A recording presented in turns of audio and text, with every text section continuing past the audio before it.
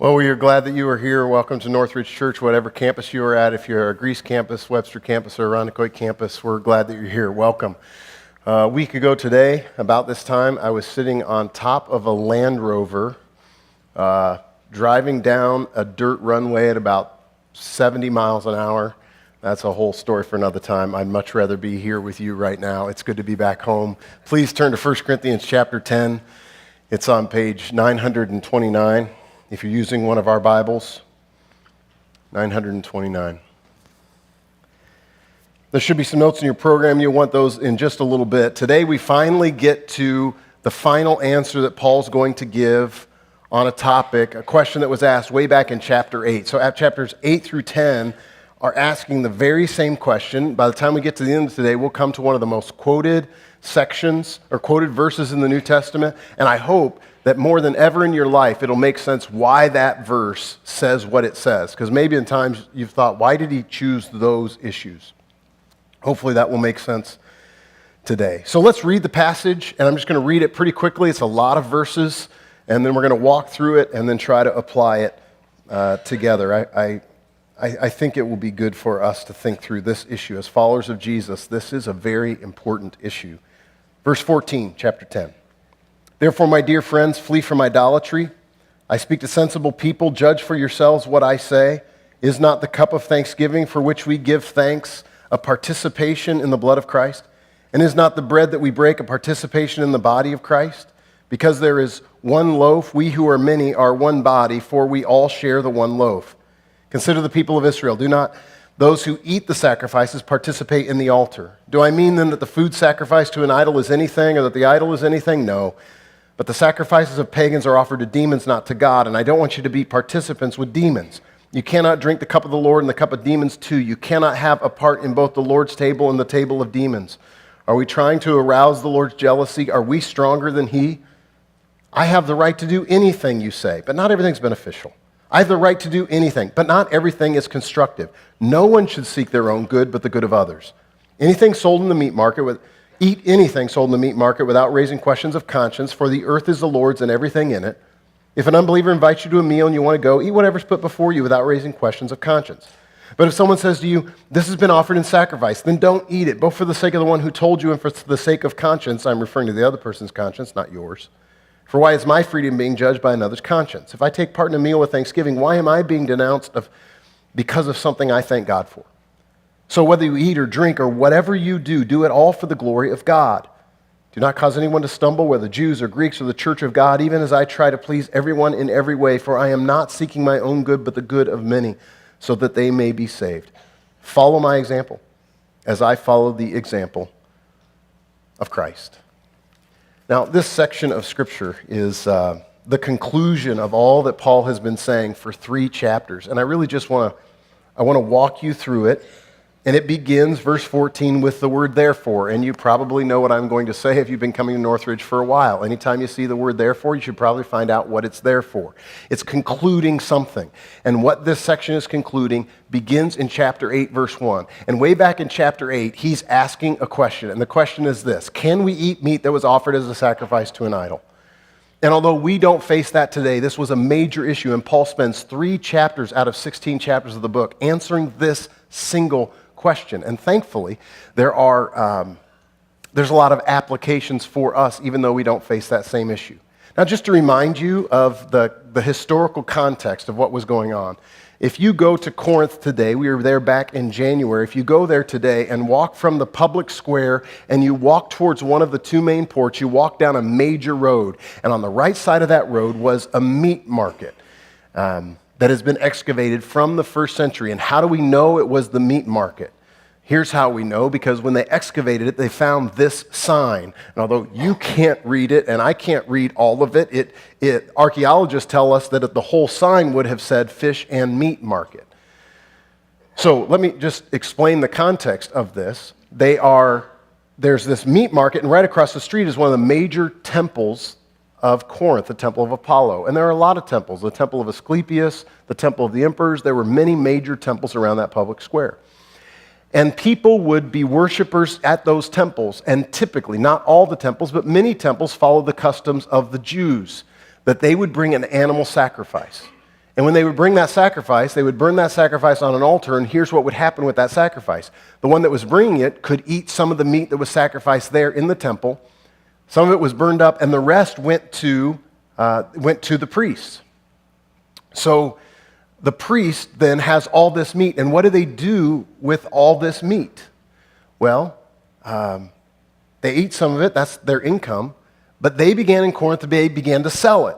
And they took it to the meat market across the street, and they began to sell it. And it was high quality because people are supposed to bring their best sacrifice, and it was low cost because, well, they didn't have any overhead. And so Christians were saying, when we go to the meat market, do we need to make sure that any meat we buy there wasn't sacrificed to an idol? That's their major question. And Paul starts to answer that question in chapter 8. And finally, today, he's going to finish his conclusion, because his answer really is, well, it kind of depends. You see, Christians in the first century, well, us today, it's very different from the Old Testament. In the first century Christians, there were freedoms that the Old Testament didn't know anything about. In the first century, and today, well, if you want to eat bacon. Old Testament Christians, Old Testament God followers couldn't eat bacon. You want to eat shrimp. You have freedom to do that. We have freedoms that they knew nothing of. You want to pick your church to attend? You could pick it. As long as it's a biblical church, you can go to it. The Old Testament saints didn't have options there. We have freedoms and enjoyments they didn't know about. You want to have a vegetable garden? Have a vegetable garden. If you were a follower of God in the Old Testament, you wanted a vegetable garden, you could do it, but there were very specific rules of how you did it. You couldn't, plant cucumbers and onions and lettuce in the same garden. It had to be separate, and God had reasons for that. There were hundreds of rules they had to follow. There were feasts that they had to observe. Even though it was a party, they had to observe it. What if they were too busy? What if they didn't have time? They had to do it anyway. If you were a man, 3 times a year, wherever you lived, you needed to come to Jerusalem, no matter if it was 100 miles away or 2 miles away, 3 times a year. Imagine if you were required as a New Testament Christian to be at church on Easter, at Christmas. No, you can't travel. No, you can't do something with your family. You have to be at church. You have a freedom that Old Testament saints knew nothing about. In the Old Testament, there was a holy day, and on that day, they weren't even allowed to work. But the holy day for Christians, you could say, I guess, is Sunday. And if you want to rake leaves today, rake leaves. In the Old Testament, there were so many laws, but even then didn't answer all their questions. So priests would come along, teachers of the law, and say, let us fill in the gaps for you. For example, you can't work on the Sabbath, but what does work mean? So they began to define. They listed dozens of explanations of what work is and isn't. If I take a walk, is that work? Well, it depends on how long the walk is. And they determined it was about 1 kilometer. If you walk less than 1 kilometer, that's not work. If you walk 1 step more than 1 kilometer, you've worked and you've broken the Sabbath law. I mean, it was crazy. So all of a sudden, after Jesus, New Testament Christians have a freedom they didn't know anything about. And so how are they supposed to handle this? So that's what these chapters are about. And Paul picks the most relevant question that the Bible isn't clear about, so he's going to try to clarify. What do we do about this meat that's been offered to idols? So let me summarize the first 2 chapters. 8 and 9, I'd summarize it this way. This isn't in your notes. Chapter 8 is really about better disciples. So 2 things here. Enjoy your freedoms, therefore your enjoyment. The second part is saying this, but limit your freedoms if it hinders someone's spiritual growth. It's all about better disciples. For you, enjoyment. For others, limit your freedoms if it hurts someone else's growth. Chapter 9 is about more disciples in 2 ways. 1, limit your freedoms if it hinders the gospel. Number 2, use your freedoms if it advances the gospel. Chapter 8 is about better disciples. Chapter 9 is about more disciples. In chapter 10, the first 13 verses is all about temptation, because temptation comes with these freedoms. Either temptations towards legalism, making up a rules righteousness, or temptations toward license. And I don't have to follow the law anymore, so I can do anything I want to do. And so finally, Paul then gets to this conclusion. And I love chapter 9, verse 22, where he ends up saying, I have become all things to all people, so by all possible means I might save some. That's the goal.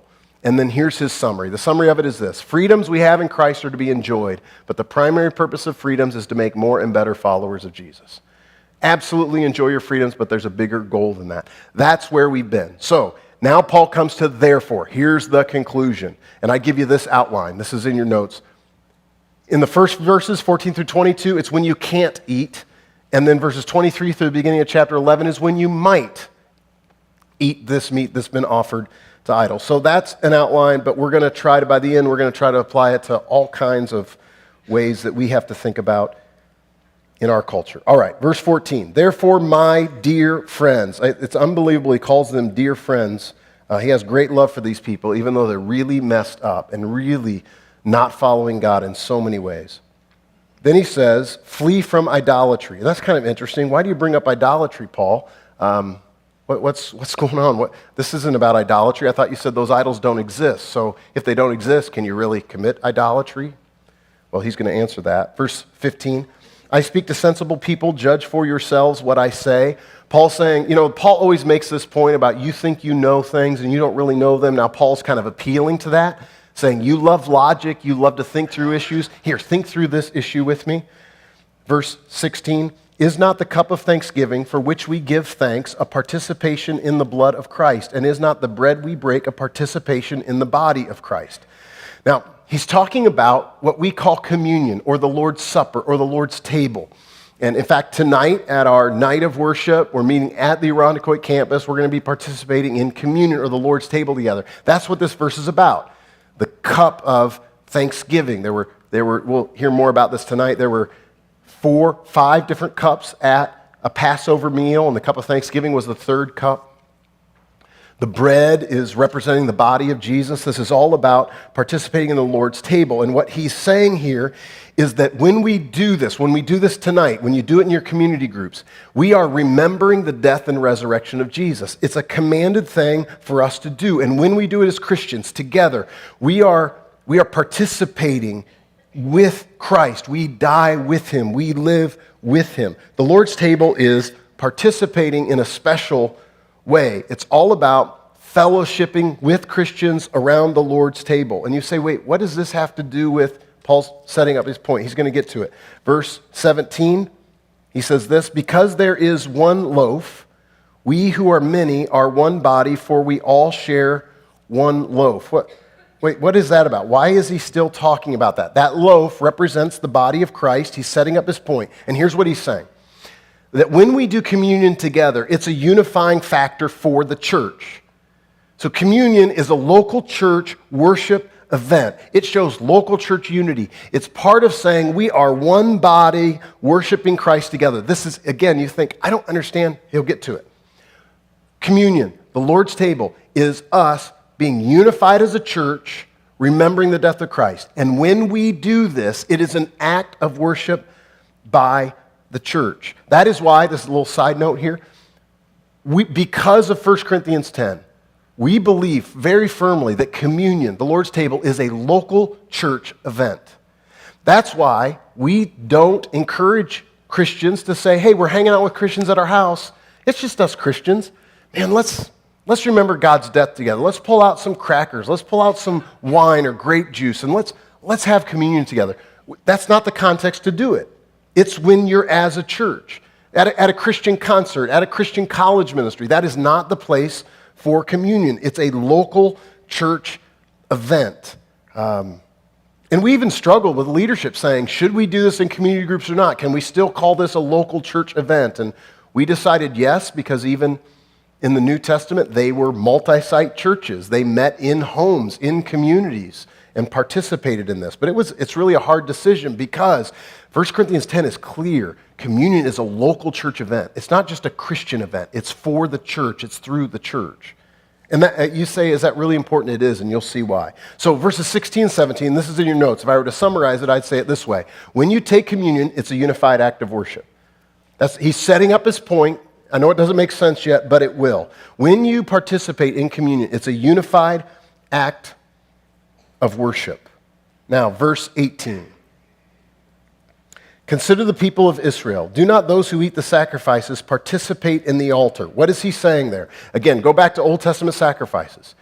When you wanted to offer a sacrifice, you would bring an animal, your best animal, to the temple. It would be slaughtered there. And who would eat it? Some of those sacrifices you could eat there at the temple. It's not like you'd take it home. You could eat it there, or it would be the priest's food as part of their salary. Some of it was burned up.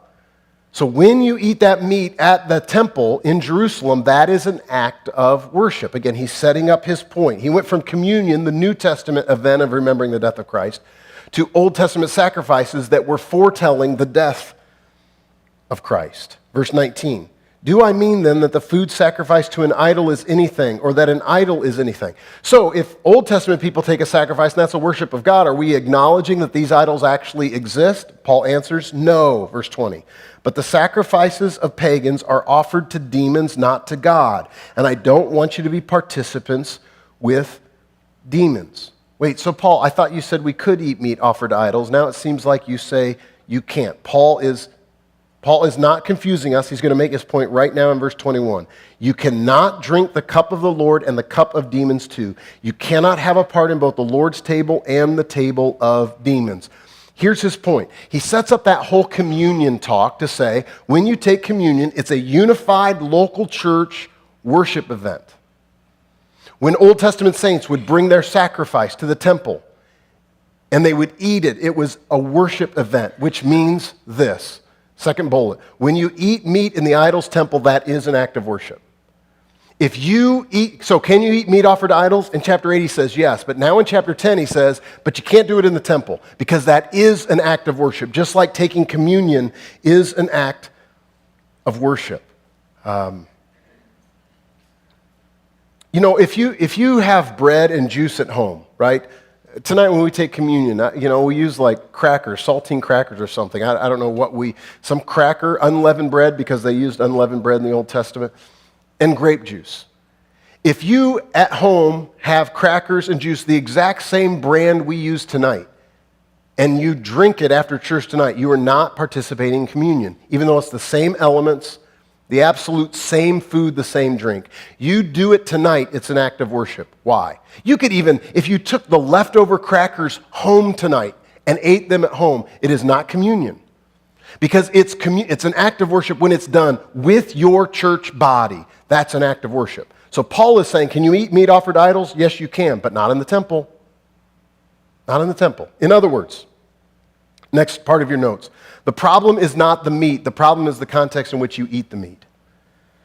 The problem is not the meat. The context is the problem in which you eat the meat. When you eat it at the temple, that is not innocent. That is not okay. That is participating in false worship, even though that idol doesn't really exist. Verse 22, are we trying to arouse the Lord's jealousy? Are we stronger than He? So, the one time, Paul finally, in chapter 8, can we eat meat or not? Well, maybe, maybe not, maybe not. He finally gives a solid no about something. The one time you cannot eat this meat that's been offered to idols is in the temple of that idol, because that's an act of worship. So, going back to our outline, that's when you can't eat. And now verses 23 through chapter 11, verse 1, is when you might be able to eat. Let's look at it. Verse 23. And by the way, let me say this. You might wonder, well, is that really common that they would eat meat in a temple? Very common. In fact, I didn't realize this till I was there in January, but if you go to some of the archaeological digs in Corinth, you could still see the benches of people where they would gather in these temples to eat these meals. It was very common. Offer your sacrifice, stick around and eat the sacrifice. It was an act of worship. So it was very common, which is why Paul addressed it. Christian, you want to buy meat at the meat market? No problem. You want to eat that same meat in the temple? Problem. Verse 23, I have a right to do anything, you say, but not everything is beneficial. I have the right to do anything, but not everything is constructive. This is what Paul does. It's one of the teaching devices he uses throughout the book. He quotes them on something they say that's kind of true. It either is a quote of Corinth or a quote of the Corinthian Christians, and it's kind of true, but not really. In fact, he uses the same quote in chapter 6, verse 12. Very similar verse. I think it says, I have the right to do anything, but not everything's beneficial. I have the right to do anything. And then the second part, instead of constructive, it says, but I will not be mastered by anything. He was dealing with a separate issue in chapter 6. So he's saying, well, yeah, you have the right, but wait a minute, not really. And ultimately, did anybody really believe they could do anything they wanted? Of course not. They were saying, we have so much more freedom than God followers did before the death of Jesus. Now I have total freedom. They didn't really believe outside of God's moral law, but as long as it was within the boundaries of God's moral law, there were Corinthians that were saying, so I could do anything within that moral law. And Paul's saying, well, it may not be beneficial and it may not be constructive. Like what, Paul? Verse 24. No one should seek their own good, but the good of others. So really, how do you balance this?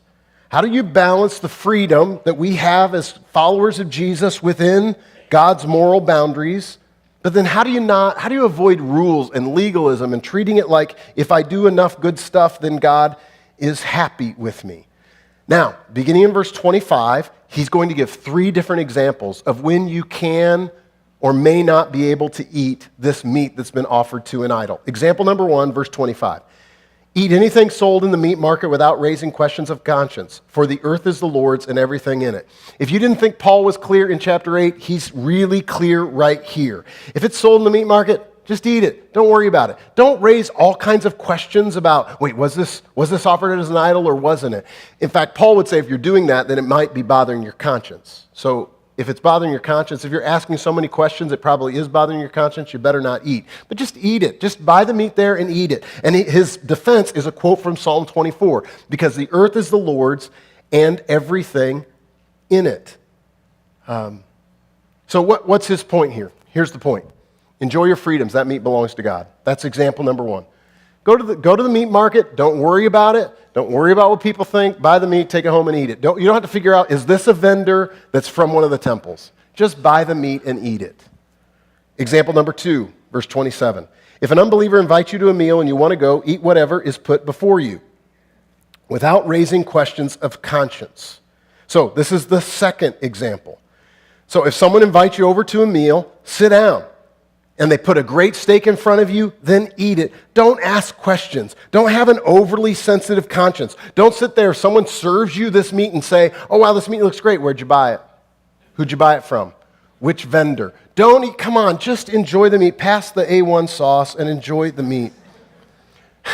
You know, when I was I grew up in a home where my parents didn't make steak. I don't know why, but I never had a steak growing up until I went to college. Then I traveled for the college that I went to trying to recruit students, and every once in a while they'd put us at this fancy place with donors, and they would serve steak, and I thought, that looks terrible, and I ate it and loved it, and all of a sudden, whoa, steak, what? I was deprived as a child. I'm still a little bitter about it. But I love A1 sauce. And one time we were traveling, we were at somebody's home, and they were grilling out steaks, and I couldn't wait. And they served the steaks, and I started eating, and I did something. I'm still scarred. I'm telling you, this is a terrible memory for me. I still, am bothered by this. So I take a bite of the steak. It's very good. It's very good. And I said to the host, I said, hey, do you have any A1 sauce? And the host looked at me and said this. And he said, I thought he was joking. He wasn't. He said, do you not like the steak? Oh, the steak's great. And here's what he said to me. I'm telling you, I think about, if you've ever invited me over to your house and served me a steak, I've never asked you for A1 sauce, and here's why. He looked at me and said, if someone makes you a steak and you ask for A1 sauce, you're saying the steak is bad. Now, you're nodding. Why are you nodding? And now you're making me more paranoid. I don't think that's what that means. Okay, I'm still going to not ask for A1 sauce, but if you want to give it to me anyway, I'll take it. It's not a statement. That has nothing to do with this. Okay. I'll blame that on jet lag. All right. What verse was I? I seriously can't remember. Oh yeah, enjoy your freedoms, yeah. Thank you. So Paul is saying here, no, you don't have to eat it privately only. If somebody invites you to a meal, you don't have to. Second illustration is, some people might say, okay, only with the curtains drawn would you eat this meat offered to idols. He's saying, no, that's not the case. Enjoy it. Now he gives the third example, verse 28. But if someone says to you, this has been offered in sacrifice, then do not eat it, both for the sake of the one who told you and the sake of conscience. I'm referring to the other person's conscience, not yours. What is he saying? If someone brings up the issue, hey, by the way, this meat was sold at the meat market, then just skip it. Say, oh, no thanks. Why? And he's saying, because maybe they're setting a trap for you.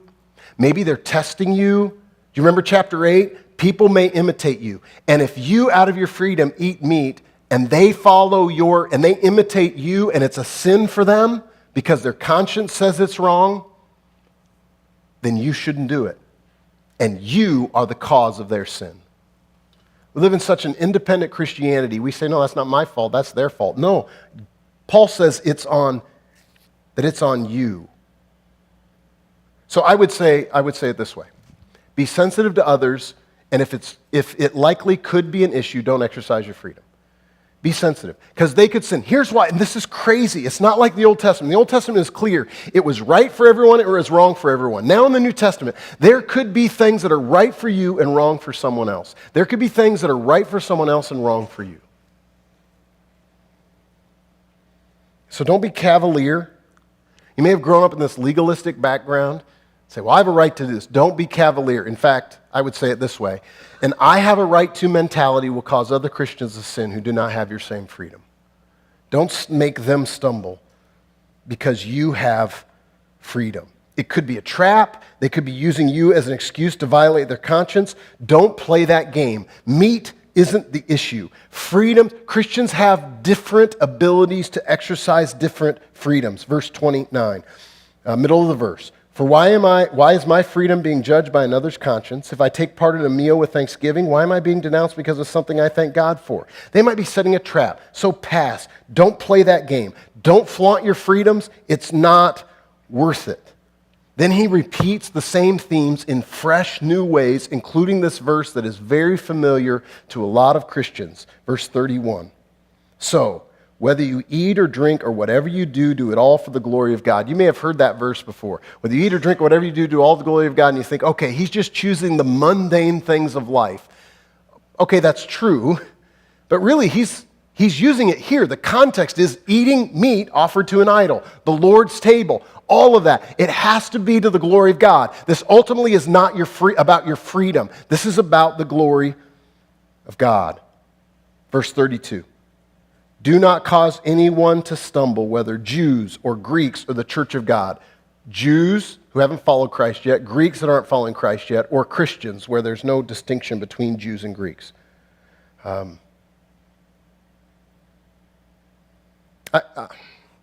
Verse 31, do all to the glory of God. You can only do something to the glory of God if you fulfill verse 32, where you don't cause someone to stumble. That's why there's parameters. Even if you're free to do something, you may not do it. I'd say it this way. Because of love, you must be cautious about your freedoms without being overly paranoid. The easiest thing with Paul to say, hey, this might cause someone, this might be a problem, so just never do it. Paul doesn't do that. He says you have to be cautious without being overly paranoid. You could practice it with thanksgiving and with caution. And often today in our culture, people practice Christian liberties without caution. Verse 33, even as I try to please everyone in every way, for I am not seeking my own good, but the good of many. Others first, always. That's what glorifies God. Then notice this last instruction in verse 33. So that they may be saved. That's the ultimate passion and purpose of our church and of our lives, so others may find Christ. The use and limits of our freedoms are not ultimately about us. It's about advancing the gospel. The priority is not our rights. We talked about this weeks ago in chapter 9, that in everything we do, ultimately, the driving passion of our lives should be that others come to know Jesus, more and better disciples. In fact, one of the only things we can do on earth that we can't do in heaven is introduce people to Jesus. Because if they're in heaven, they'll already know him. That's one of the primary reasons God has left us here. The priority and passion of our lives. So, the conclusion of this, I would say, is this. The goal of Christian freedoms is not about what you can and can't do. It is about the limit or use of those freedoms to make more and better followers of Christ. Here's the cool thing. Freedoms are enjoy your freedoms. Enjoy, enjoy, enjoy. But that's not the ultimate purpose of your freedoms. The ultimate purpose of your freedoms is to make more and better disciples through the use of those freedoms or withholding the use of those freedoms. Now, final thought here. We get to chapter 11, verse 1, and you might think, wait a minute, why chapter 11 shouldn't end at chapter 10? I don't know if you know this, but chapters and verse numbers are not inspired. God did not choose that. That was done actually not that long ago, in the 15th century, by Robert Stephanus. And he did a much better job than I would. Amazing how he did it. And the reason he did it, imagine if you have a Bible, but there's no chapters and verses, and I say, turn to 1 Corinthians, and I'm going to start at this spot. It's going to take forever for everybody to find it, right? It's a real practical reason that they made chapters and verses, just so you can find something. So that was done in about the 15th century, and he did an amazing job, but frankly, every once in a while, I think, there might be a dozen times or a couple dozen times where most commentators and Bible scholars would say, oh, this isn't the best place, and this is one of them. I think chapter 11, verse 1 really goes with chapter 10, not with chapter 11. So chapter 11, verse 1 says this, follow my example as I follow the example of Christ. That's amazing. Earlier in this topic, Paul is saying, people might imitate you, so be careful. Paul is so confident that his priorities are in the right place that he says, hey, if you're not sure what to do exactly what I do.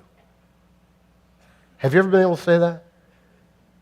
I've been a pastor now for 23 years, half of my life. I could say in 23 years, there is no way that I would say to anybody, just do exactly what I do and you'll be fine. I'm not going to do that. I'm way too sinful for that. It would be great if, as a parent, I could just tell my children, you know what? Forget everything I say. Just do exactly what I do. We want the other way, don't we? Ignore what I do. Just do what I tell you to do. That's kind of the parent creed.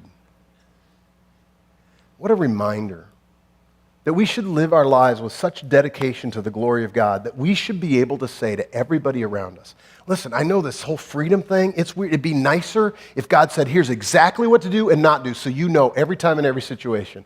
And so Paul says to these immature Christians, which we ought to be able to say to everybody around us, if you're not sure what to do, don't worry about it. Just do exactly what I do, because I'm doing what Jesus would do. All right, so that's his conclusion. Now, here's kind of the point. We're just take a little survey. Whatever campus you're at, just a little survey. I hope this is how many feel like this is really going to help you when you go to Wegmans tomorrow and decide to purchase meat? This is going to help you, isn't it? Nobody's raising their hand. None of you think about that because there's no meat that's been offered to an idol. So what's the point of this? Let me just remind you, and in 2 weeks we're going to talk a lot about this because the beginning of chapter 11 is really going to mess with you. The Bible is an occasional document. Remember we've talked about that? It was written for a specific people, a specific time, for a specific purpose. They have this issue of meat, but we don't. So does that mean, hey, 8 through 10, we don't need to read that? No, I think there probably are issues that we probably should deal with. So, what are today's freedom issues? What about alcohol? Maybe. What about modesty? Everybody agrees that, you have to be modest, right? But who draws the line? Is this wearing this certain thing modest or isn't it? Who decides? Is it a Christian liberty issue? What about smoking? When I grew up, man, there was, smoking is only what people that didn't know Jesus did, right? Nobody at my church, it's kind of interesting. If you compare smoking, what that does to the body, compared to like a Snickers bar a couple times a day, nobody ever talked about the Snickers bar. Yeah, never mind. Okay, schooling, right? Some parents feel very strong about schooling, what's right and wrong. Private school, public school, home school, and people have strong, strong opinions. What about tattoos? Some would say there's a command in the Old Testament about tattoos. Some Christians would say that's a moral law, and others would say, no, that was part of what was fulfilled in the coming of Christ. That's an argument. What about vaccinations? People have some pretty strong opinions about that. Or birth control. People have strong opinions about birth control. How about the lottery or gambling? Is that a Christian freedom issue or isn't it? The Old Testament warns a lot about get-rich-quick schemes, what is right or wrong, but as someone who, buys a lottery ticket for somebody's birthday, is that a sin? Do you know a couple times we've gotten lottery tickets in the offering? What are we supposed to do with that exactly? I'll tell you what, we scratch them off. That's what we do. So that, yeah, don't put them in there. Just give them to me. I'll take care of it. How about Bible translations? There's some people that feel very, very strongly about that. What about Halloween?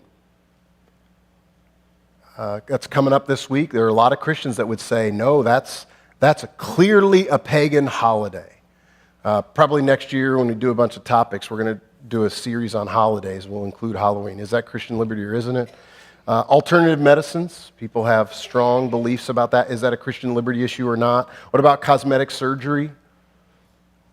Right now, people are saying, I can't wait for community groups this week. This is going to be a fun discussion. We got all kinds of things to discuss. What about music, entertainment? Who draws the line? What's right? What's wrong?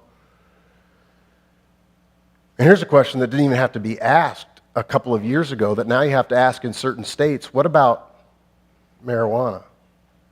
Is that a Christian liberty issue? Or isn't it? And some would say that some of these are Christian liberty issues. Others would say, no, those aren't Christian liberty issues. And I think with these issues, you have to come to Romans 8 through 10 and start to say, is there a command in the Bible about it or not? And if there's not, then what are the parameters of this? And how can we take what Paul said in this occasional document and apply it to us? So I could talk about it in general, and in your notes it's very general, but I'm going to choose to talk about it in specific because I think it's the closest thing to meat offered to idols in our culture. And I'm going to choose to apply it like we did in chapter 8 to the issue of alcohol.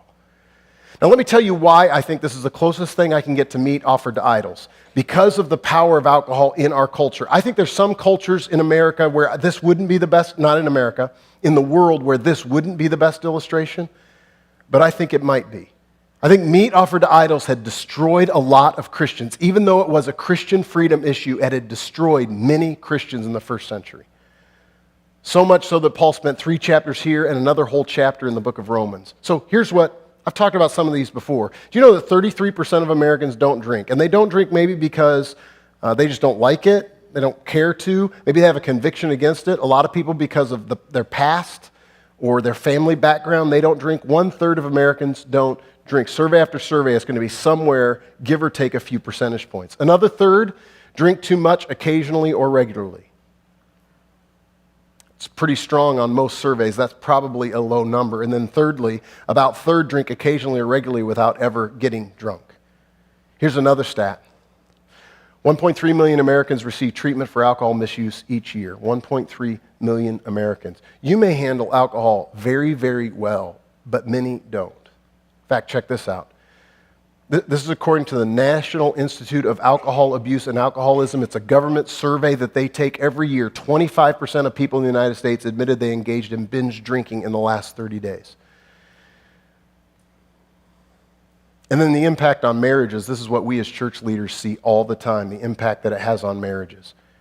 Among women, when they take a survey about the difficulty in their marriage, the number 3 answer for difficulty in their marriage is alcohol. In fact, 50% of those with alcohol issues have been divorced. 30% with no alcohol on either side have been divorced. So I think alcohol is a pretty good issue because this is divisive in our culture, in Christianity. But there are Christians that feel extremely strongly about alcohol one way and say, if you're a Christian, of course you wouldn't drink because of these issues. And there are other Christians that say, well, wait a minute. Yeah, those issues are true, but that's not true for me, and is there a biblical command on this? So I think it's a pretty good one. So let's look at the 5 principles at the bottom of your notes with this in mind. I got to do this very quickly. Can I drink alcohol? 5 principles. Number 1, principle of command. Principle of command. What does the Bible say? That's the question we ask all the time. What does the Bible say? What does the Bible say? What does the Bible say? Let me give you just 3 verses of what the Bible says about this. Number 1, do not get drunk on wine, which leads to debauchery. Instead, be filled with the Spirit. The Bible clearly has a statement on alcohol. The passage in the New Testament about alcohol is don't get drunk. The Bible also gives warnings about alcohol, like Proverbs 20, where it says this, wine is a mocker, beer is a brawler. Whoever's led astray by them is not wise. That's a warning. That doesn't mean it will lead you astray, but it might. So there's warnings here, similar to meat offered to idols. So some Christians have said, because of verses like this, just don't drink alcohol, period. But then you have other verses like Psalm 104 that talks about God. He makes wine that gladdens the human heart. Be careful about calling something evil that God created. So that's the principle of command. Second principle is principle of conscience. We've talked about this, so I'm not going to review it. If it violates your conscience, then you can't do it. If it violates your conscience, you can't do it. Like Romans 14 says this, whoever has doubts is condemned if they eat because their eating is not from faith. Everything that doesn't come from faith is sin. So if there's something in you that says, I'm not sure this is right, you can't do it. Whatever those issues are, I named 10 or 12 issues. But if you think in your mind, I'm not sure it's right or wrong to drink alcohol, you can't do it. It'd be a sin for you. So there's the principle of command, there's the principle of conscience. Thirdly, there's the principle of love, not rights. This is way bigger than your rights. This is a principle of love. I wrote some things down that I want to make sure I say. This is a big emphasis for Paul. People will imitate you, and you're responsible. If people imitate you, you are responsible. In fact, look back at chapter 8, verse 10 for just a second. Chapter 8, verse 10. If someone with a weak conscience, and that means a sensitive conscience. So let's apply it to alcohol. If someone with a sensitive conscience sees you with all your knowledge drinking alcohol, won't that person be emboldened to drink alcohol? So this brother or sister with a sensitive conscience for whom Christ died ends up being destroyed by your knowledge. When you sin against them in this way and wound their sensitive or weak conscience, you sin against Christ. Love not rights, love not rights, love not rights. And how can they be destroyed? If it violates their conscience, God holds you responsible. You know, it seems like every year around summertime, I've watched it now for the past 2 or 3 summers. If you follow on social media, people post different things about modesty in the summertime. And it has been amazing, especially this last summer, how many people were arguing with it or posting other comments saying, how I dress is between me and God, and if they lust, that's their fault, not mine. They clearly have not read Romans 8 or 10. Because the priority is not my rights, the priority is love.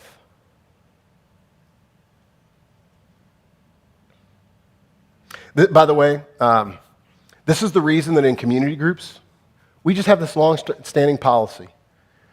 No alcohol at your community group meetings. Why? Because of sin? No. But in our culture, only 1/3 of Americans use alcohol in a responsible way. Others don't use it, and it might be because of their past, it might be because of conviction, and another third misuse it. So we just think when it comes to community groups where you don't know everyone's story and you don't know them well, we just think it's safest to do it that way in that context. In no way are we saying it's wrong. In no way. We're just saying there's a bigger priority than my rights. All right, I got to keep going. Number 4, principle of caution, not secrecy. This is not pull the curtains, right? Paul says, eat meat, but if they bring it up, don't do it. Don't fall into that trap. Do we draw the curtains? Do you say, okay, I'm at a restaurant, and I don't know anybody here, but maybe they see me, and if I order a glass of wine, they might, go get drunk tonight. Well, I suppose that's possible. That's not what Paul's talking about. If they bring it up, if they're using it as a test, don't play that game. Skip the beer if they want to use you as an excuse. So no, you can't, it's not just about doing it privately, it's not draw the curtains, but I'm not sure it's, posted on social media either. Where only, again, 1/3 of the people that see it drink responsibly. Don't rebel against your upbringing, proudly displaying your right to drink. Use common sense. This is not about legalism, it's about considering your influence. Don't let what you know is good, verses 29 and 30. Don't let what you know is good and what you thank God for to be spoken evil of. So, caution. And with those you spend a lot of time with, it's conversation. It's, hey, what's your practice here? What do you think here? And based on that conversation, maybe this is another family, another couple, a group of people that it's not an issue with. Or maybe you have to have that conversation. No, I'll never drink with them. That's okay. Paul, in fact, he says in chapter 8, verse 13, if this causes someone, I'll never eat meat again. He feels so strongly about that priority. All right, number 5, the last one. Thank you. Yeah, go back to that. I did want to mention that. When it comes to this issue, this is a tension to manage, not a problem to solve. This is a statement we use around our staff all the time. We tend to think when issues come up, when opinions come up, typically there's not a right or wrong answer. It's a tension you have to manage. So this whole secrecy versus caution thing, It's a tension to manage, not a problem to solve, which is why one person in the context would say, of course that's okay. And another person would say, I don't think that's the best thing. That's the whole caution secrecy thing. All right, last principle, the principle of purpose. It's about more and better disciples, right? Verse 33, the whole point of it is that so others may be saved. Chapter 8, it's about better disciples.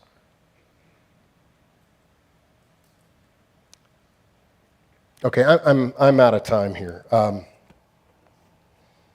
This is not about our rights. This is about the gospel.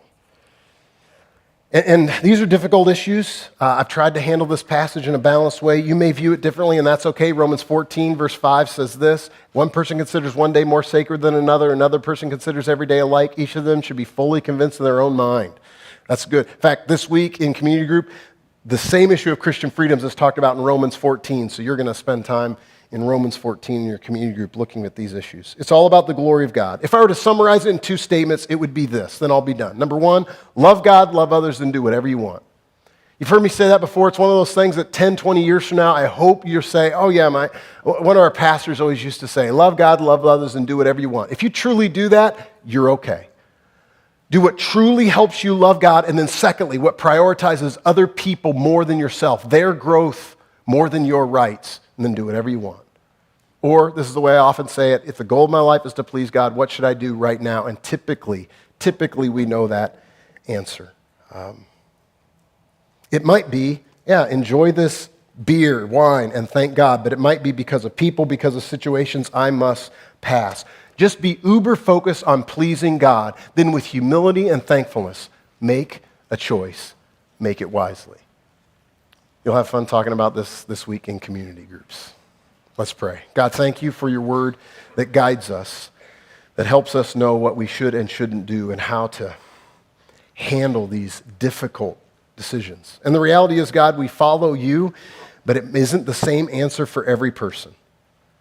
So help us, God, to be more sensitive to what you want for us and other people around us than our rights, so that we truly can do all that we do, whether we participate in a Christian freedom or choose not to, that for both people, it can truly be for your glory.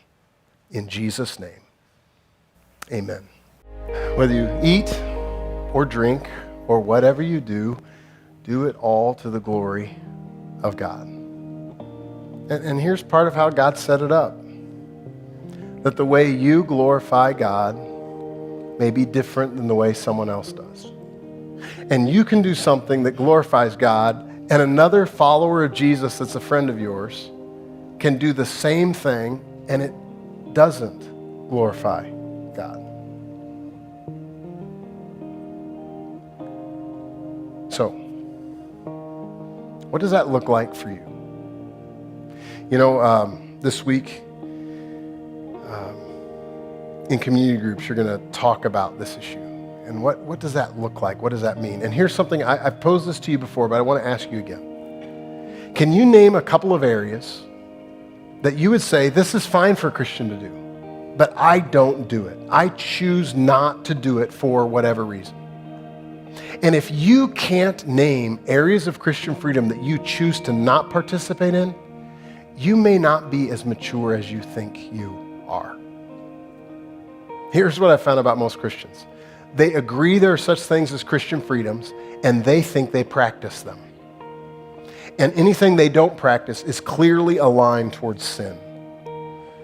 And maybe you're more legalistic than you think you are. So, just to prime the pump a little bit towards your discussion, what do you know are Christian freedoms that you choose not to practice? But whatever you do, whatever you don't do, if you eat, you don't eat. You drink, you don't drink. You celebrate Halloween this week or you don't. Make sure you do it to the glory of God. I hope you can come tonight at 6 o'clock right here at the Roundaquake campus. We're going to have a great hour together, and we'd love you to join us, participate in this act of worship, of communion, and then just sing our hearts together. Come on, I'm telling you, it means a lot. Do you know who it means a great deal to is a lot of times our Greece and Webster campuses, they don't get to worship with as many people as you do at once. So it's a huge highlight for them. I hope you come. We'd love to pack this place out and sing like crazy for the glory of God. So whatever you do this week, everything. Whether you eat or drink, when you go to work, when you take a nap, when you eat your lunch, when you watch a football game, do it all to the glory of God. God bless you.